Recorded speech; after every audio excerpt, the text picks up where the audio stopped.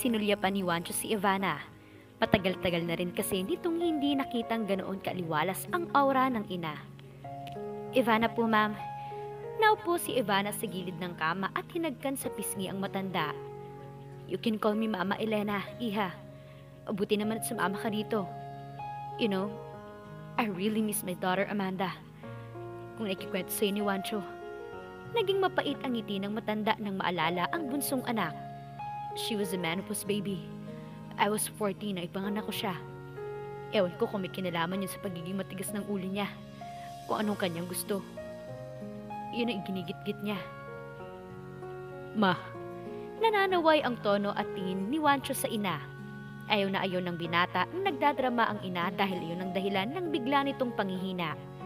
I'm sorry, iha. Hindi pa rin kasi ako nakaka-recover mula sa pagkawala ni Amanda. Ma, gusto namin ni Ivana na sabayan mo kami sa lunch. Hindi pa ako nagugutom, iho. Humigop ako ng sopas kaninang umaga. Sige na ho, Mama Elena. Gusto naming makasabay kayo sa lunch.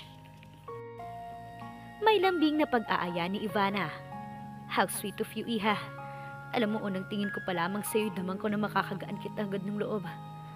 Salamat naman po. Taga saan ka ba, iha? Taga Maynila ho ako. Pero ang mama ko ay native ng Bacolod. Kaya pala ganyan kagandang smile mo, iha. Sa pangungumbinsi ng dalawa ay bumangon ang mama ni Juancho at nagtungo sa bamboo cottage na nasa gawing likaran ng konkretong beach house na mas malapit sa dagat.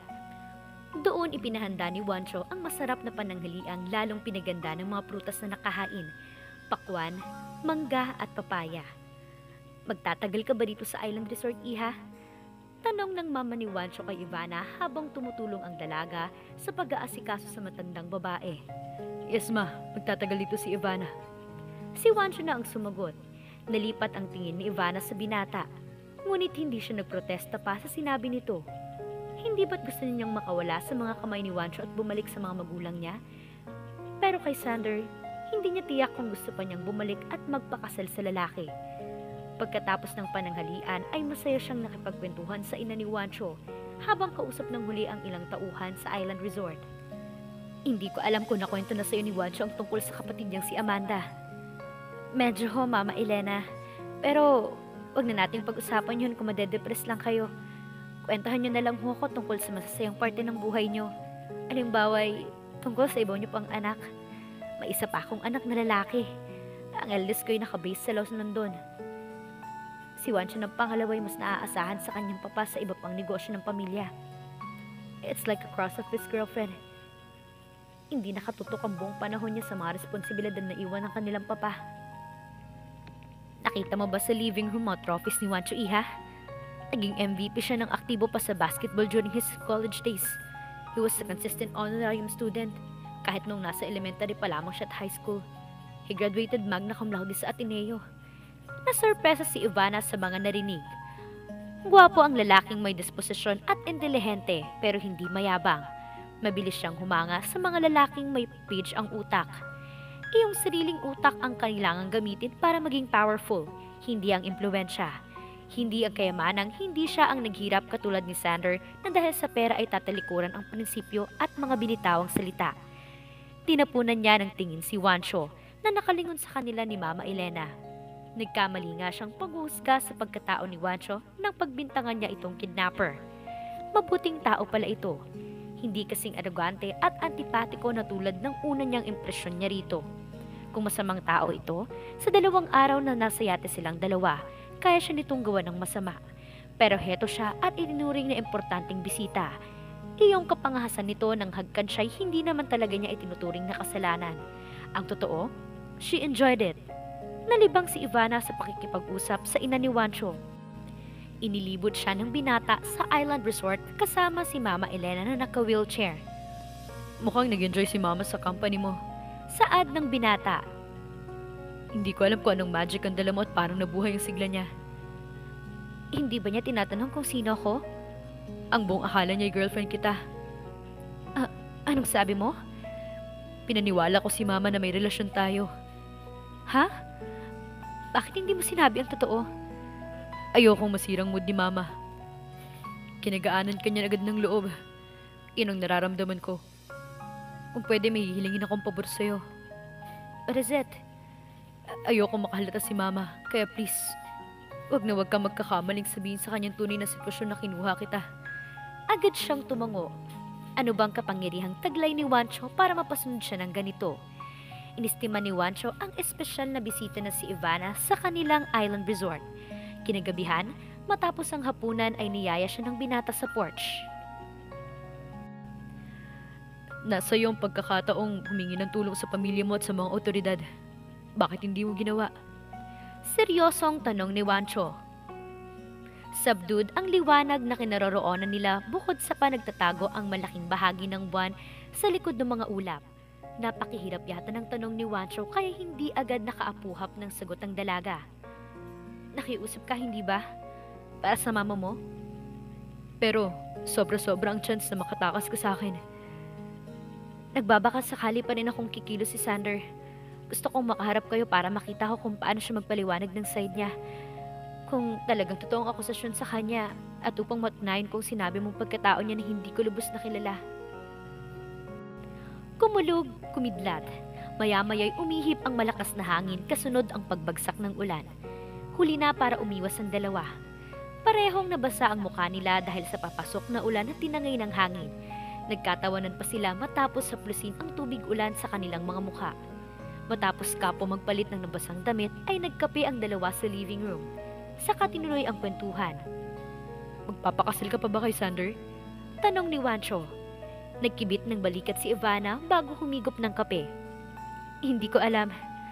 Gusto ko munang malaman ang totoo.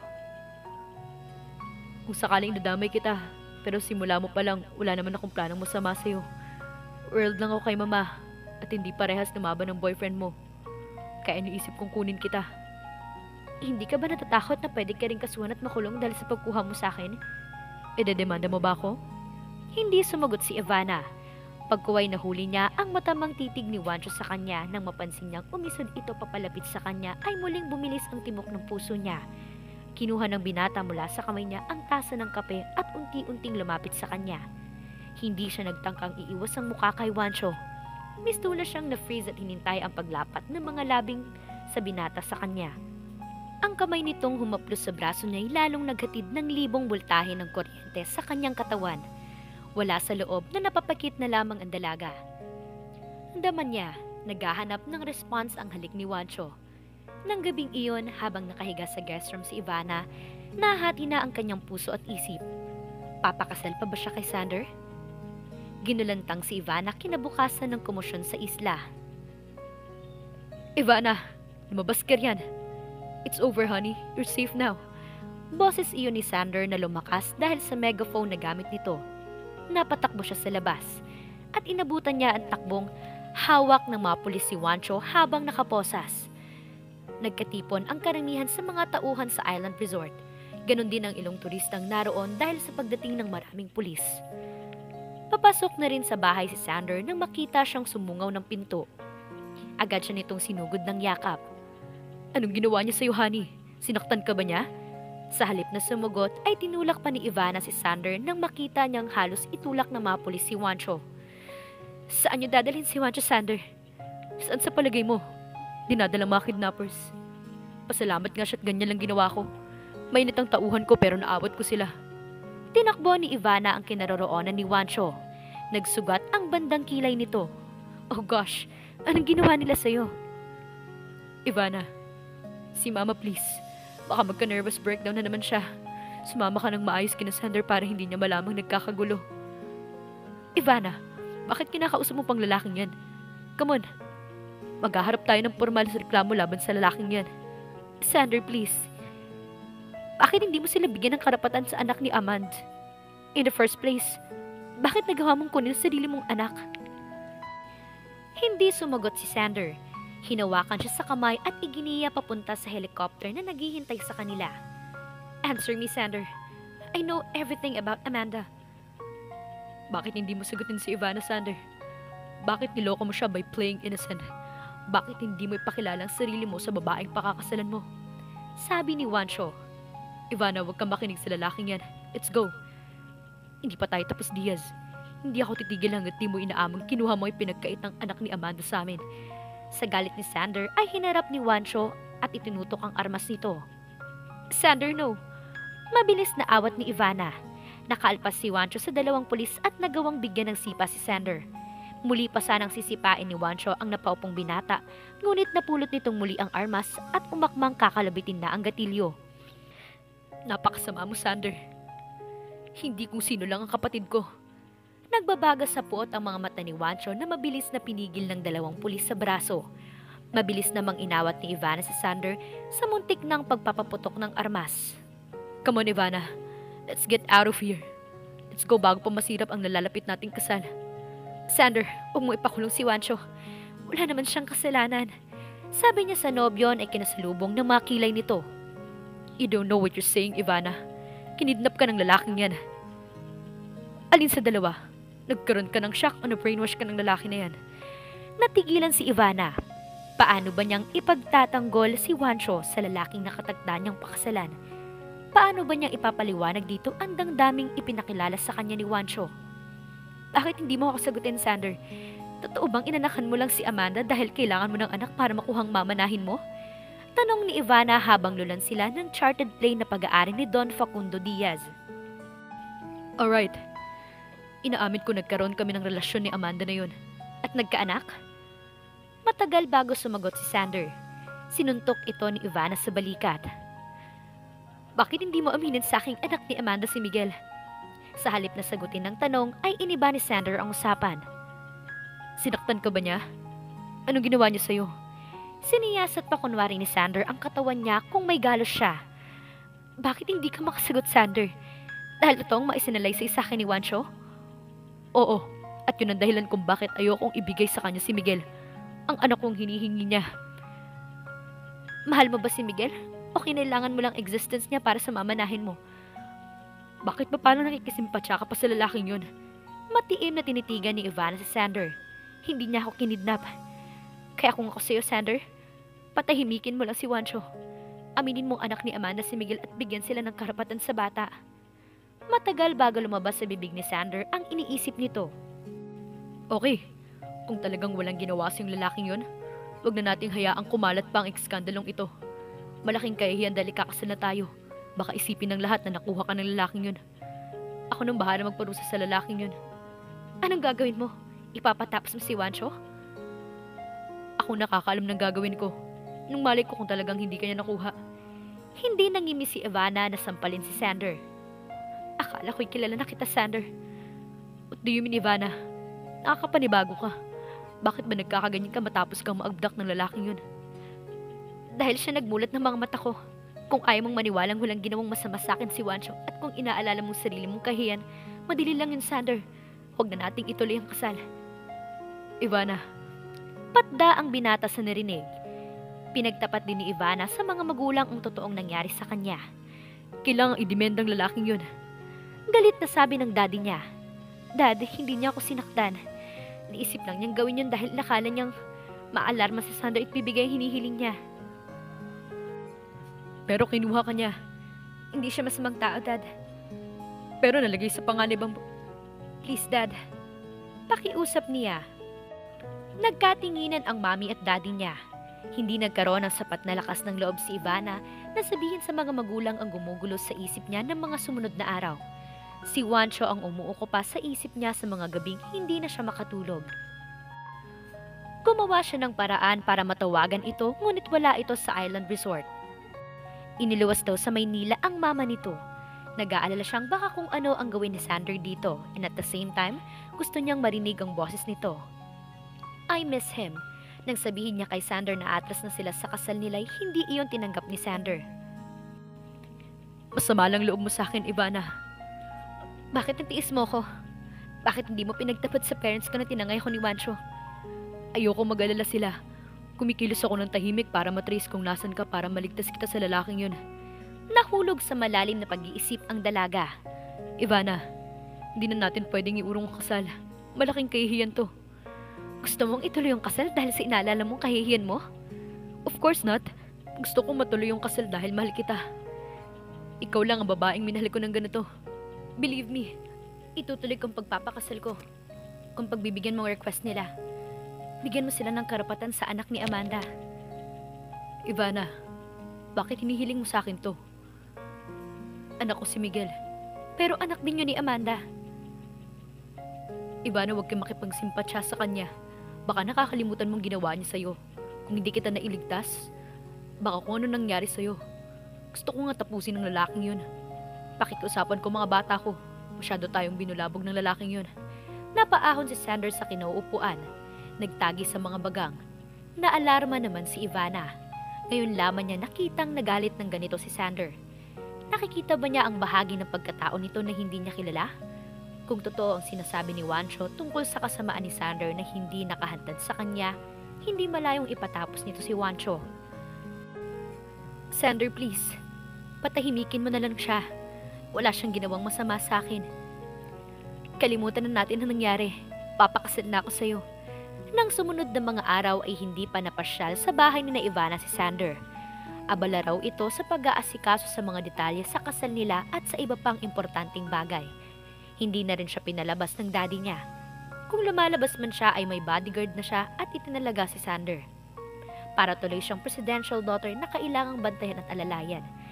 Ngunit 3 araw bagong araw ng kasal ay nagtapat siya sa kanyang ina. Parang gusto ko nang umatras sa kasal namin ni Sander, Mami. Ano? Ano bang pinagsasabi mo, Ivana? 3 araw na lang at... Hindi pa po ba kayo nawawala ng ganang maging manugang ng isang katulad ni Sander? Narinig kong paliwanag niya sa'yo noong mahilig pa siya makipaglaro sa mga babae. Siyempre lalaki si Sander, pero nang maging nobya ka niya, naging faithful siya sa'yo, Iha. Na-brainwash ka lang nang kumuha sa'yo. Hindi, Mommy. Ngayon ko na-realize na hindi pala totoong love ang nararamdaman ko kay Sander. Ivana, anak, makinig ka. Tiyak na nagbawal ang daddy mo kapag narinig ang kalokohan mo. Pasalamat ka at pakakasalan ka pa rin ni Sander sa kabila ng lahat.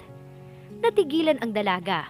Siya man ay hindi maunawaan kung bakit ang alaala ni Juancho ang lumalabas sa kanyang isip at gusto niyang umurong sa nalalapit na kasal. Kung magiging tapat siya sa kanyang sarili, aaminin niyang si Juancho ang dahilan kung bakit gusto niyang umurong sa kasal nila ni Sander. Kamusta na kaya siya? Si Mama Elena. Tawagan sana niya ako. I terribly miss him. Pero alam niyang hindi niya dapat isipin si Juancho. 12:00 ng gabi, humudyat ang sipin niya at halos mapapitlag siya nang makita ang tinig sa kabila. Juancho? Ivana, are you okay? Malamlam ang tinig ng binata. Heto, hindi alam ang gagawin. Ikaw? Salamat, Ivana. Dahil hindi mo pinalabas ang totoo. It didn't hurt me. Kumusta ka na? Si Mama Elena. Kailangan ko siyang iluwas, lalo na't may mga threats ako natanggap na alam kong mula sa mga tauhan ni Sander. Libayan daw kita kung ayaw kong may mangyaring masama sa akin at sa pamilya ko. Oh gosh. Pero hindi ako natatakot sa kanya, Ivana. Ang totoo, nagsampa akong muli ng kaso laban sa kanya. Abduction of minor, kidnapping, and physical injury. Hindi pa tapos ang laban namin. Hinihintay ko talagang tawag mo, Juancho. Gusto ko na yatang maniwala sa mental telepathy. You mean, nasa isip mo rin ako? Yes, Juancho. Ganon din ako, Ivana. I wanna see you again. Pero nabalitaan kong pakakasal ka pa rin sa kanya. Nakagat ni Ivana ang pang-ibabang labi. Bakit parang napasakit sa kanya ng katotohanan iyon? I have to, Juancho. Committed na ako sa kanya. Malaking gulo na kapag umurong ako. Mag-isip ka na 1,000 beses, Ivana. Kakandidato siyang mayor. Malaking kasalan ang hinda niya. Papakainin niya ang maraming may hirap sa araw ng kasal ninyo. Dahil gusto niyang bumango ang pangalan niya. Manggagamit siya, Ivana. Lahat na lang ginagamit niya para sa mga pansarili niyang pangarap. Juancho, Ivana, habang may panahon pa, umurong ka sa kasal niyo. Tama si Juancho. Habang may panahon pa, aatras siya. Dahil ayaw niyang magsisi habang buhay. Dahil ngayon, sigurado na siya. Si Juancho ang mahal niya. At kay Juancho lamang niya naramdaman ang totoong pag-ibig. Pasado 2:00 ng madaling araw, sinalubong siya nito sa gate ng isang resort sa Cavite. Ang napag-usapang tagpuan, hindi na nila napigil ang damdamin. Sinugod siya ng yakap ni Juancho. Saka hinagkan siya ng buong puso sa labi. I love you, Ivana. I love you too, Juancho. Kiss me again, please. Hindi na nagsalita si Wancho. Tiyak ang mga sumunod na kilos nito. Dinala siya sa cottage at matapos mailapat ang pinto na yun ay agad kinabig ang dalaga at muli siyang hinagkan. Kapwa na humihingal nang maghiwalay ang mga labi nila. Pinangko nito si Ivana at maingat na ibinaba sa kama. Sa kasaglit ng tintigan, ang mga mata ni Wancho ay puno ng pagmamahal na humagod ng tingin sa kabuuan ng minamahal. Kumislap din sa mga mata ni Ivana ang pag-ibig para sa lalaking kapiling nito. "You're mine, Ivana, and no one can take you away from me." Wika nito habang ibinababa ang ulos sa kanyang muka. Bago muli siyang hinalikan sa labi na walang pag-aalinlangan na tinugon ni Ivana. At sa mga sumunod na mga sandali ay binigyan nila ng katuparan ang pag-ibig na napakabilis umuspong sa kanilang mga puso. Isang pag-ibig na payayabungin pa nila. Isang napakagandang bride si Ivana sa suot nitong off-shoulder na wedding gown. Buong paghangang sinusundan siya ng tingin ng mga bisita habang lumalakad siya sa pulang carpet na nagsisilbing aisle na mabagal niyang nilalakaran patungo sa harap ng ginawang altar kung saan naghihintay ang kanyang gwapong groom. Natuloy ang pagpapakasal ni Ivana ngunit hindi na case extravagant ng unang plano. This time ay mas solemn dahil mas mga malapit na kaibigan at kamag-anak lamang ang naroon para sumaksi. Wala ang mga mataas na tao sa lipunan. Si Senador, si Mayor at kung sino-sino pa. Hindi na rin July ang date kundi naging October the 27th. Hindi na rin sa Manila Cathedral ginanap ang seremonyas, kundi sa Island Resort sa Zambales. At hindi na si Sander ang kanyang groom kundi si Wancho, ang lalaking kanyang totoong minamahal. Sa tabing dagat ay gumawa ng isang altar na nakahalap sa silangan, yari sa kahoy, kawayan at dahon ng nyog ang altar. Ginayakan ng puting tela, pinalibutan ng mga halaman at puting orkidyas. Ang pinaka-aisle ay ginayakan din ng mamahaling mga orkidyas at iba pang mamahaling mga bulaklak sa dalawang magkabilang gilid. Sa magkabilang bahagi ng aisle ay ang mga silyang plastik na puti na maayos na nakahilera kung saan nakaupo ang mga piling panauhin. Napakagandang pagmasdan ng paligid. Sa saliw ng malakas na simoy ng hangin at ng araw na mabini pa lamang ang sikat, ay pag-iisang dibdib ang dalawang tao sa maikling panahon ay nagkatakbo ng isang magandang pag-ibig. Bagamat natagalan bago tanggap ng mga magulang ni Ivana ang desisyon niyang pag-urong sa kasal ni Sander, ay wala rin itong nagawa kundi igalang ang kanyang desisyon. Matapos siyang tumakas sa besperas ng kasal ni Sander at sumama kay Wancho ay nagpakasal kaagad sila sa Tiyuhing West ng huli. Wala ring nagawa si Sander. Si Sander na maraming kasong dapat harapin. Unang-una ay ang pagkuha nito sa anak ni Amanda. Nakakulong ito habang dinidinig ang mas mabigat na kasong na isang palaban dito, gun smuggling, na matagal nang alam ni Wancho kaya't under surveillance ito ng ilang linggo.